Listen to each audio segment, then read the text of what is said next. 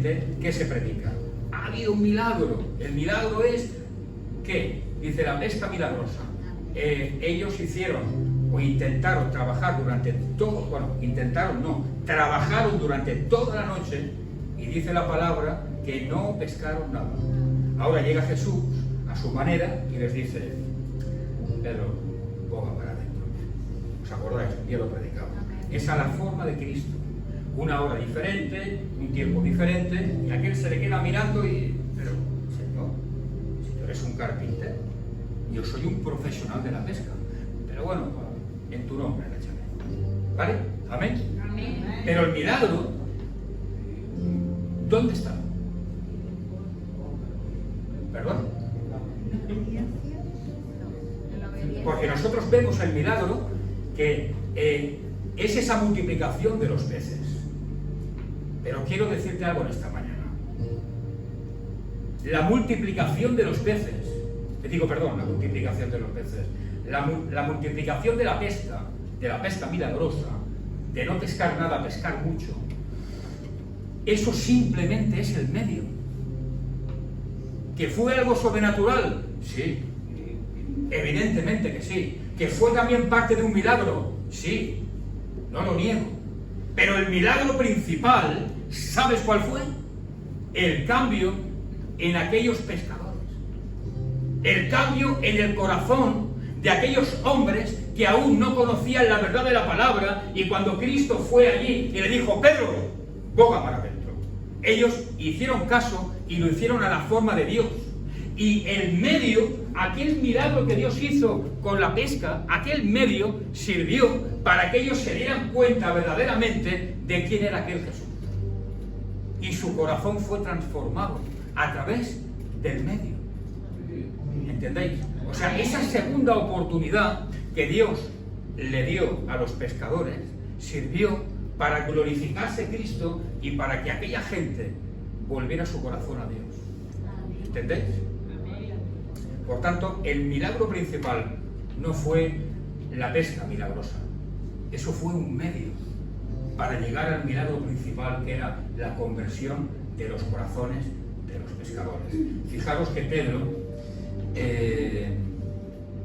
dice en el verso 8, está escrito así, dice, viendo esto, Pedro cayó de rodillas ante Jesús, diciendo, apártate de mí, Señor, porque soy hombre pecador. O sea que hasta entonces él no se había considerado un pecador. Hasta entonces él no había tenido un encuentro con Jesús. Fue a través de esa pesca milagrosa, a través de que Cristo se subió a la barca y a través del medio que Pedro se dio cuenta y dijo, pero ¿qué estoy haciendo? ¿Y qué sucedió? Cuando Pedro tuvo Pedro y los suyos, un encuentro con Jesús, automáticamente, de forma radical, dice que lo dejaron todo para seguirle. Ese es el milagro.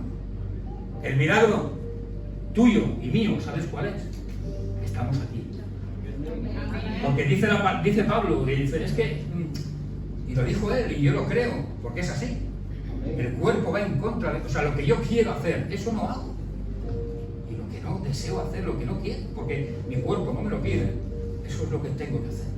¿Por qué? Porque el cuerpo va en contra del espíritu, y el espíritu es contrario a la carne. Así que el verdadero milagro es que tú y yo estemos aquí, que no estemos en un bar tomando un vermú, que no estemos por ahí, en fin, divagando. Y no hablo solamente de los domingos, porque eso no salva a Cristo. Aunque ir a la iglesia es un mandato divino, pero el que salva es Cristo, no la iglesia ni el culto, ¿verdad? Por tanto, el verdadero milagro tuyo y mío, para ti y para mí, es la conversión de nuestro corazón. Amén. Esa segunda oportunidad le dio la oportunidad verdadera a Pedro y a los suyos, a Simón, de decir, de caer de rodillas. Hasta ahora, hasta ese momento, nadie habla de que Pedro cayó de rodillas. Fue a partir de ese momento que se dio cuenta. Qué gran milagro. Amén. Amén.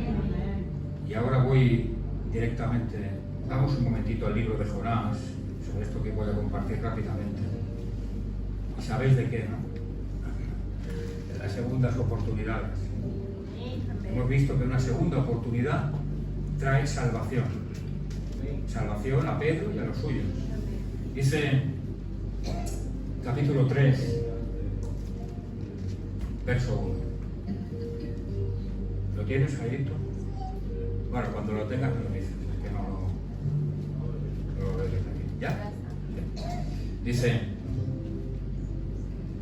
vino palabra del Señor por segunda vez a Jonás, diciendo, levántate y ve a Nínive, aquella gran ciudad, y proclama en ella el mensaje que yo te diré. ¿Y qué dice el verso 3? Y se levantó Jonás y fue a Nínive, conforme a la palabra del Señor. Hasta aquí. Aquí no hubo ninguna duda. Y escucha, quiero primero hacer una pequeña introducción. ¿Vosotros sabéis lo que es una alegoría? Una alegoría es, para que me entendáis, una palabra cogida, ¿vale? Un autor coge la palabra esa y lo que hace es que la desarrolla y la exagera, ¿de acuerdo? Eso es lo que es lo que más o menos significa una alegoría, o sea, la exagera, hace que sea una realidad pero exagerada. Hay gente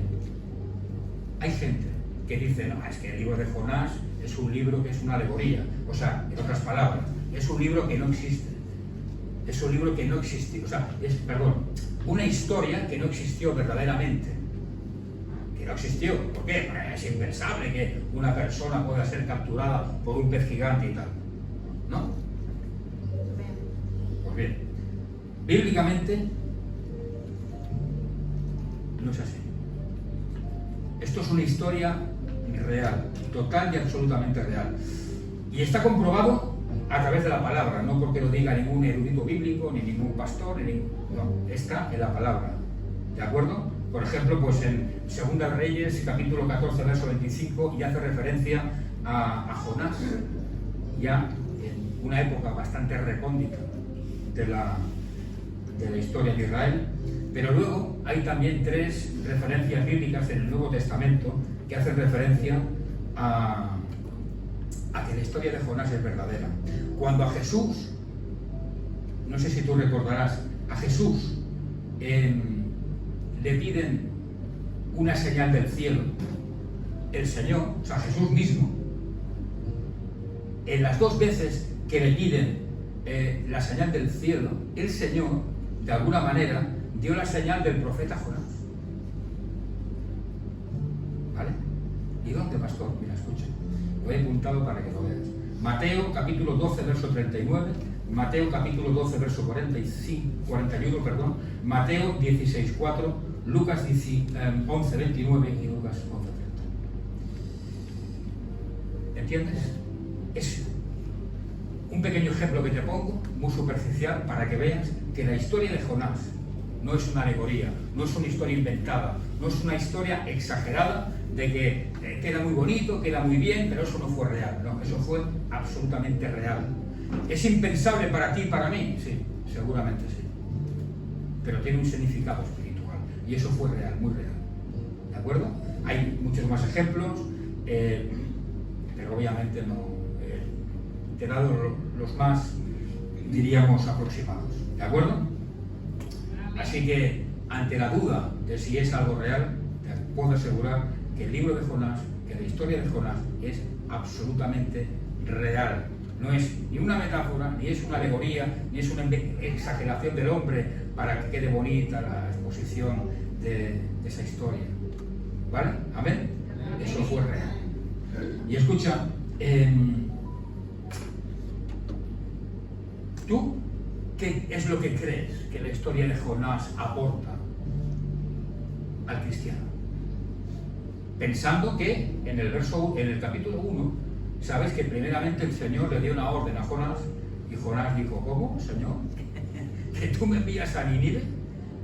No voy a ir a Nínive.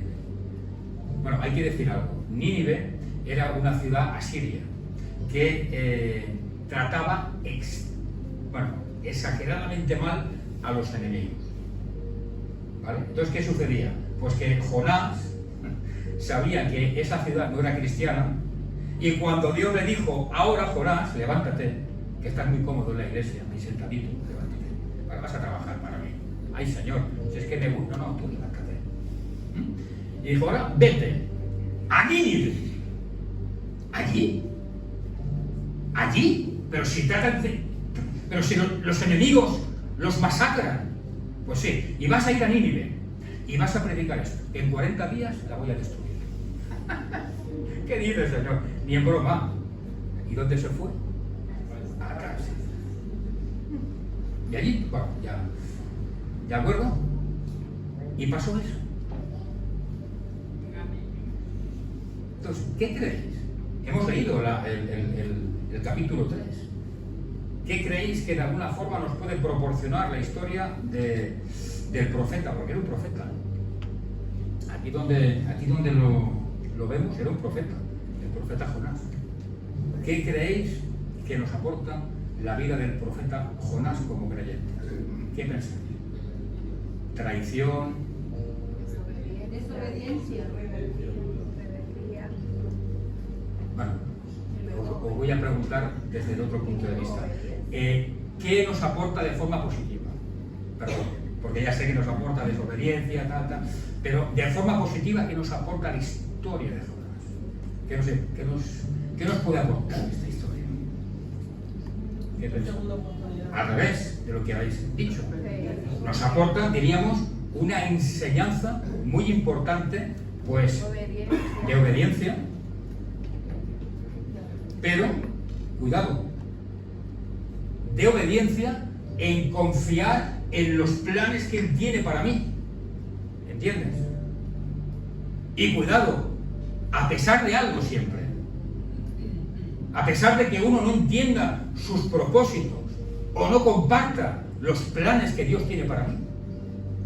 ¿Entiendes? No sé si me explico. Hay gente que no trabaja en la iglesia porque no lo siente. Pero tú quién eres para sentir nada. Escúchame bien, si yo fuera por sentimiento mío, humano, yo no estaría aquí predicando, ni como pastor. Yo estaría sentado donde está mi hermano José allí detrás, escuchando al pastor como predica. Es como mejor se está. Yo he sido oveja. Y dice la palabra, todo me es lícito, mas todo no me conviene. Predico, escucho la palabra, escucho las alabanzas, toco 4 palmas, qué maravilla. Y salgo, pues si tengo prisa me salgo antes, y si no me salgo más tarde. Pero estaría tranquilito. Eso es lo que yo quisiera en la carne. ¿Entendéis? Pero una cosa es lo que yo siento, quiero, y otra cosa es lo que Dios tiene para mí y el plan de Dios para mí. Y a veces es duro. ¿Entendéis?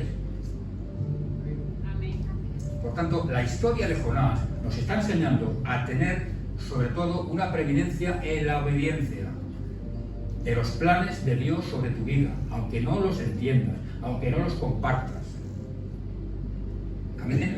Uno se piensa, y me vais a permitir, y lo voy a decir porque es que, claro, como soy el pastor lo puedo decir, pero, sí, ríe. Tú ríes. Claro, cuando uno dice, no, mira, yo es que no lo siento, y me voy un paso a la derecha, un paso a la izquierda, no lo hago. ¿Tú crees que eso se va a quedar ahí? No, compañero. No, ¿Tú qué crees? ¿Que Dios se conforma y dice, sí, Él te da libre albedrío? Tú haz lo que tú quieras. Yo te doy libre albedrío para tú decidir. ¿Pero tú crees que la voluntad de Dios se puede desechar así, como si fuera basura? No, compañero, ¿verdad? Las personas que dicen, no, yo no estoy aquí porque no lo siento, y se van, está muy bien. ¿De acuerdo? Pero van a tener sus repercusiones espirituales y humanas. Y eso quería dejarlo bien claro. ¿Que tenemos libre albedrío? Sí, amén. ¿Que Dios respeta? Amén. Pero eso no nos exime de una serie de... a través de esas responsabilidades, pues hay unas consecuencias. ¿Entendéis? Eso es importante que lo entendamos.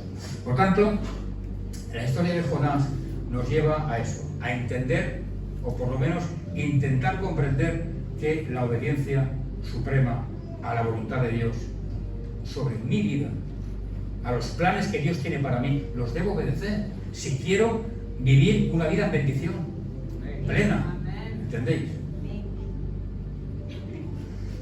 Y, en fin, antes de seguir, solamente os diría algo.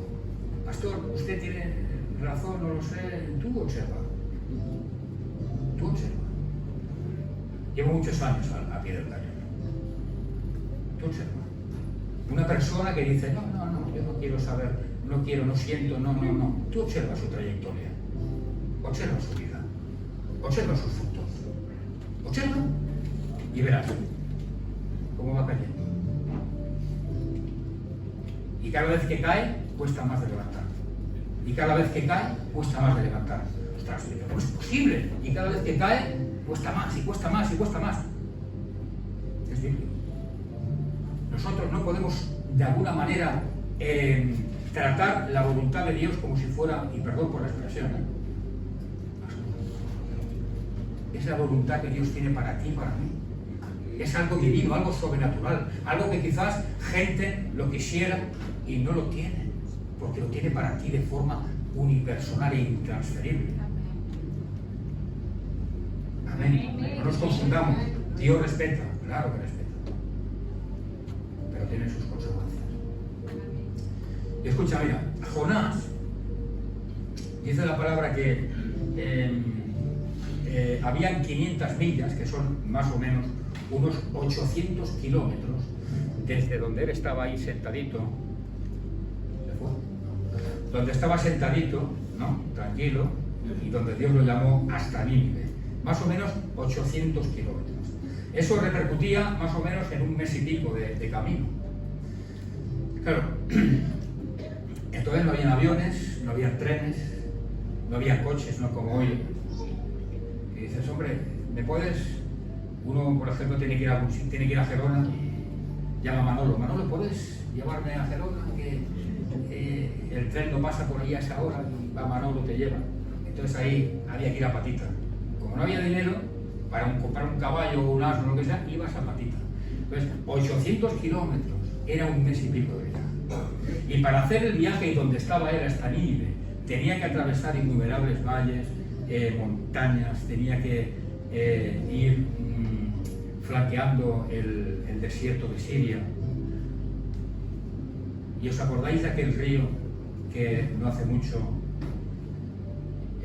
prediqué? El Éufrates. En aquella época, ahora no, ahora está medio seco, porque es ya los últimos tiempos, ¿no? Como prediqué. Pero en aquella época era un río extremadamente caudaloso. Pues bien, este señor, Jonás, lo tuvo que atravesar.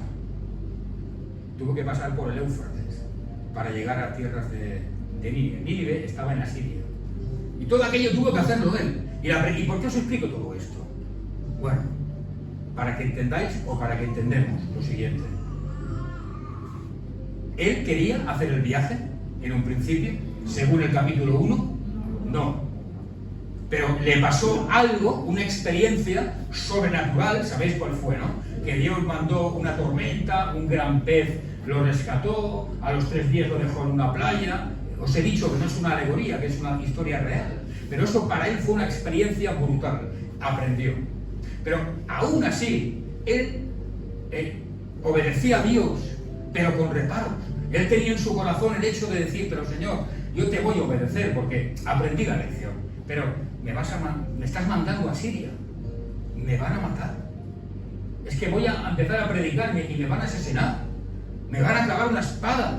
Porque tú sabes cómo son los asirios. Y me van a matar. Pero bueno, es tu voluntad. Ahí ya cambió. ¿Ves, Jonás? ¿Tenía temor? Sí. ¿Seguía pensando igual? Sí. Pero ya cambió. Ya hizo la voluntad de Dios. ¿Lo veis? Porque tuvo esa experiencia de alguna manera. Entonces, ese camino de durante más de un mes de caminar, durante más de un mes, tuvo tiempo para recapacitar, para pensar, para decir, bueno, espérate, ¿yo qué estoy haciendo? ¿yo qué estoy haciendo? Me dijo el pastor que le pongan este lugar. Es un ejemplo, ¿eh? Que le pongan el grupo de alabanza. Pero yo no siento nada. Es que yo no estoy bien espiritualmente. Es que yo no siento nada. Y uno tiene tiempo de pensar, ¿no? Ese largo camino hasta Siria, lo que le sucedía a él, ¿no? Empezar a pensar pero ¿yo qué estoy haciendo? Si le van a matar. Pero él seguía. Y pasaba un día, pasaba otro, y pasaron 2 semanas, y pasó un mes y pico, y él seguía en el camino para Siria. A Siria, no Siria, a Siria, Nínive, ¿vale? Y él seguía para allá. ¿Qué le sucedería en esa experiencia que cambió radicalmente su forma de actuar, no su forma de pensar, no lo que había aquí dentro? Él tenía miedo igual, tenía temor igual y seguía pensando igual. Pero ¿qué sucedió en aquella experiencia sobrenatural por parte de Dios que le cambió su forma de actuar? Él tuvo tiempo para pensar y no cambió. Amén. El Señor le dio una segunda oportunidad, igual que a Pedro en el tema de la pesca. Hay veces que nosotros necesitamos una segunda oportunidad a través de un medio, de algo que nos suceda, de algo que nos impacte nuestra alma, nuestro corazón y nuestro ser, algo que francamente nos haga cambiar nuestra actitud. Y uno, como hizo Pedro, se arrodilla ante Dios y diga: Jesús, soy pecador, voy a hacer lo que tú quieras. No lo entiendo, es verdad, no lo entiendo. Ni lo siento, ni lo quiero, Señor. Pero si tú eres Dios y tú me estás llamando, ¿cómo voy a desechar ese llamado? ¿Cómo voy a decirte que no? ¿Entiendes la diferencia? A veces hace falta un medio, hace falta algo para cambiar nuestra forma de pensar, de actuar, para que en esa segunda oportunidad actuemos de forma correcta. Amén. Y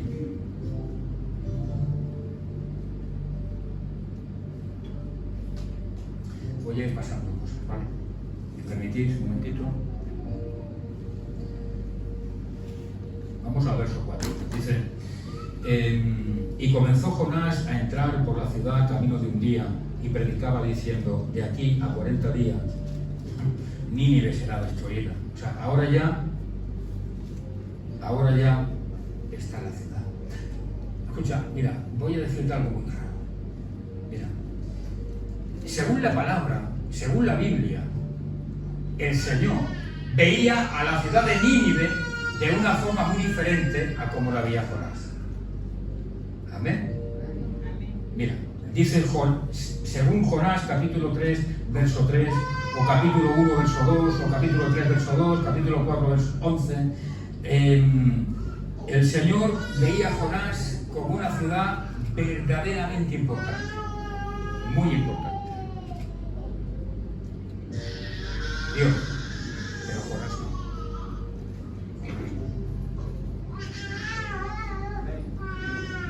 Amén.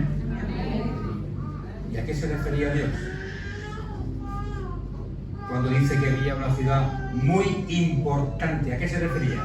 Os lo dije una vez que prediqué sobre este tema. ¿A qué se refería? Porque Nínive fue una de las ciudades más grandes que Nemrod construyó después del diluvio. Y Nínive, dice la Biblia, que hacía falta 3 días para atravesarla caminando, a pie. Era una ciudad extremadamente grande. Era una ciudad bellísima, porque habían templos muy, muy grandes, muros altísimos, su nivel arquitectónico era extraordinario. Pero no, os lo dije, pero el Señor no se refería a eso.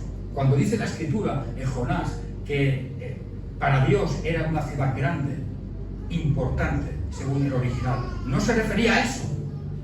Se estaba refiriendo a su población, porque su población era una población, diríamos, bueno, bastante abultada. Había mucha población allí, en esa ciudad.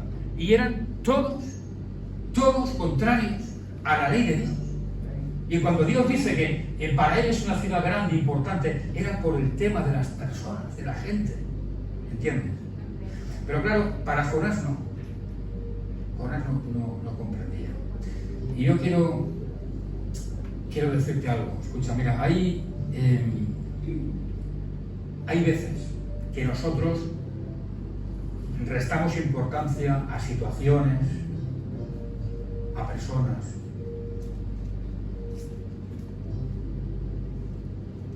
Y nosotros le restamos importancia. No lo vemos, no lo compartimos. Y Dios le da mucha más importancia que a nosotros. No sé si me explico. Por ejemplo, yo le puedo dar muy poca importancia a una persona que está a mi lado de la iglesia. Hablo de la iglesia, ya no hablo de fuera. A mí me atrevo a hablar de fuera, hablo de aquí. Yo no le puedo dar muy poca importancia a una persona que está a tu lado, que es tu hermano o tu hermana en Cristo. Y uno empieza, es que mira lo que está haciendo, mira lo que está diciendo, mira su carácter, mira esto y mira lo otro. Y para Dios tiene un valor incalculable. ¿Por qué yo estoy despreciando de esa forma a esa persona? O situaciones concretas, que quizás tú y yo no le damos la importancia que debieran. Pero Dios quizá esa situación la está tomando como un medio para darte una segunda oportunidad. ¿Entiendes? ¿Me explico? Iglesia. Pero que quizá no vemos que eso es un medio.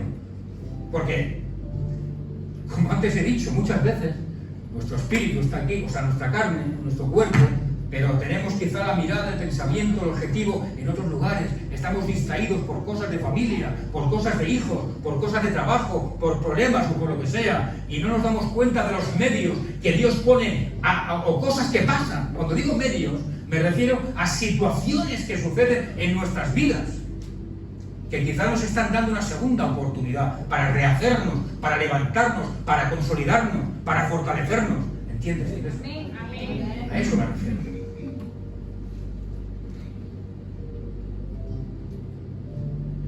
Así que Jonás lo veía de una forma totalmente diferente. Totalmente diferente a como la veía el Señor. Totalmente. Para Dios era muy importante, para Dios es muy importante la iglesia, y te podría hablar de personas. Que claro, como digo, como soy pastor, lo puedo decir. Personas que no solamente con su palabra, no solamente con su boca, le restan importancia a la iglesia, sino con sus simples hechos la están menospreciando. Digo, Señor, pero tú levantas la iglesia y hay gente que no valora. ¿Entiendes el ejemplo que te estoy poniendo? Y es un ejemplo real, no es un invento, no es una alegoría ni es una metáfora, es algo real, que lo vivo, en primera persona como pastor. Jonás llega a Nínive. Nínive tenía una población, como antes he dicho, muy abultada, aproximadamente más de 120.000 personas. Y ahora quiero que, porque estoy acabando, pero quiero que entiendas algo, la lección que quiero que aprendas de esta parte de la Escritura. Llega Jonás a Nínive, está haciendo la voluntad de Dios, llega temblando, llega con un miedo atroz, llega con un temor inaudito. Me van a matar, Señor, pero yo voy a hacer tu voluntad. Esta gente trata muy mal a los extranjeros y a los enemigos, y tú me mandas no solamente aquí, sino encima que les diga que se arrepientan, que en 40 días tú vas a destruir la ciudad, Señor. No duro ni 5 segundos, me van a matar. Jonás llega hasta el centro de la ciudad caminando, y ahora empieza a decir lo que Dios le ha dicho. En 40 días Nínive va a ser destruida. La forma, o sea, no se sabe. No se sabe si Jonás realmente sabía hablar en asirio o si tenía un intérprete que hablaba del hebreo al asirio. No se sabe. La Biblia no lo dice. Lo único que encontramos en la palabra es que Jonás empezó a hacer de vocero de Dios como su profeta.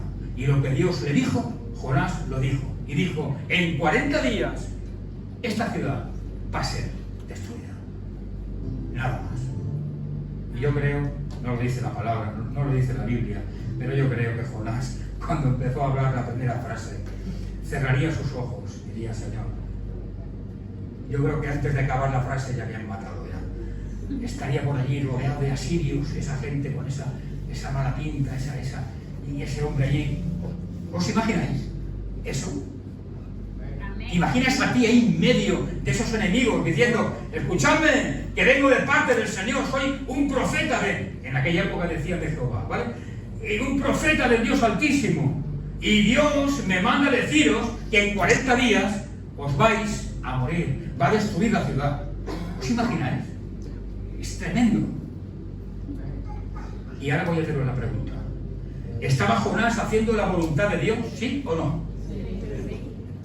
Sí, ¿no? Él que esperaba un ambiente hostil, un ambiente desagradable, un ambiente de violencia. Pero Dios es un Dios bueno y un Dios de sabiduría. La reacción del pueblo fue totalmente inesperada. Es lo que quiero que entiendas. Totalmente diferente a lo que esperaba Jonás. El pueblo, al escuchar la voz del profeta a través de Dios utilizó al profeta, se arrepintió. Y Jonás se quedaría boquiabierto. No van a matarme, Señor. Uy, esta gente se está arrepintiendo. ¿Pero qué les pasa? ¿Qué está pasando? Y allí saboreó en primera persona la gloria de Dios. Viendo como el pueblo, dice la Biblia, totalmente, la población se arrepintió, hasta llegó a oídos del rey. El rey se quitó sus vestidos, se puso otro tipo de vestimenta más ruda, se sentó, dice la Biblia, en cenizas y promulgó un ayuno total, reconociendo que el pueblo verdaderamente había pecado contra Dios.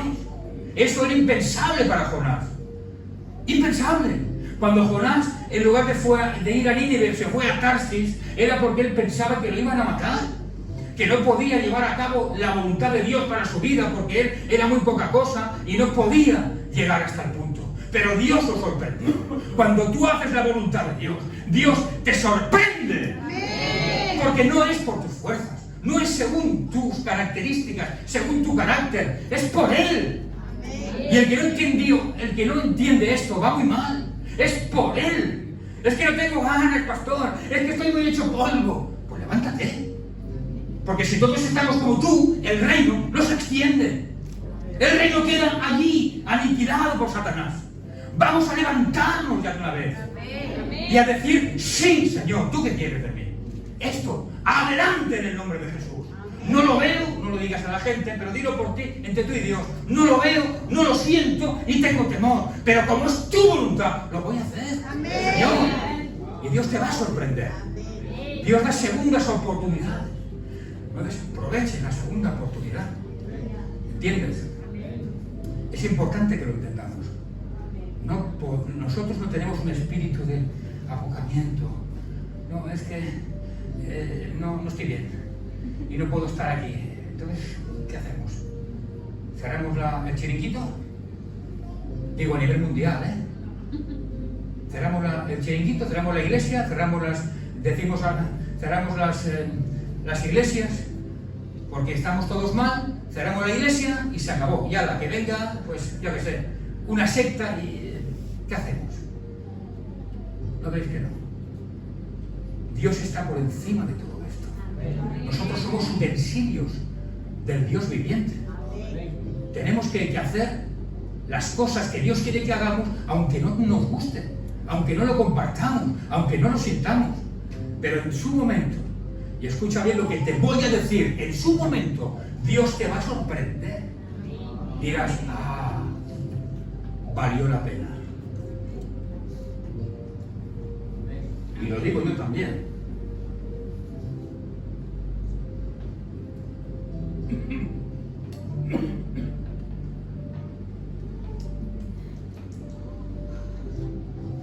El Señor me sorprendió varias veces que iba, de alguna manera, podríamos decir, a tirar la toalla. No como cristiano. Pero dije: bueno, no entiendo, no comprendo, no siento, lo único que sé es que tú quieres esto, pues adelante. Y en su momento Señor es como que viene sorprendiendo tu vida y dices, ah, vale, Señor, gracias. Y Dios dice, vale la pena. ¿Entiendes? Amén. Yo entiendo, somos seres humanos, hay momentos que estamos atravesando tiempos malos, tiempos de dificultad, pero todo eso está por debajo de la voluntad de Dios. Por debajo. Te lo digo no como pastor, sino como cristiano que me considero un poco maduro después de algunos añitos en el Evangelio. Amén. Eso está por debajo. El Señor tiene que estar por encima. Si quieres bendición para tu vida, para tu casa, para tu familia, y tú estás, o sea, obviamente hay algo seguro de que eso es para ti, que es de Dios, que Dios te llama a eso, porque te lo dice, o viene el pastor, con frutos. ¿Os acordáis que siempre lo digo? Desde el primer día que estuve de pastor en esta iglesia, dije, no os fiéis jamás de la unción. Jamás. Porque la unción viene y se va.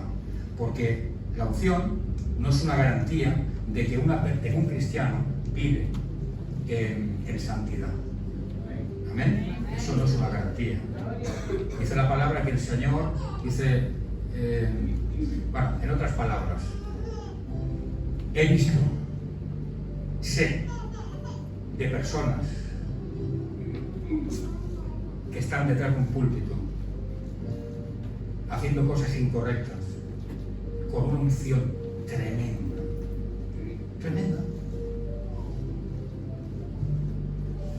Dice la Biblia, el que por mí es, contra mí no es. Él se debe a su palabra, pero no por el que está ministrando, por el que está sentado. Yo os dije, sobre todo, mirad siempre los frutos del Espíritu. Por tanto, resumiendo y acabo, una persona que sepa realmente que hay algo de Dios para ella, no lo dejes. ¿Vale? Sigue hacia adelante. Así que el Señor, lo que yo sentía esta mañana para la iglesia, es que el Señor da segunda oportunidad a personas que de alguna manera se han debilitado, de alguna manera pues han desechado cosas que el Señor le ha dado para ellos, de forma personal y tercera. Bueno, una segunda oportunidad. Señor amado y desde el cielo, quiero darte gracias esta mañana por permitirme compartir tu palabra.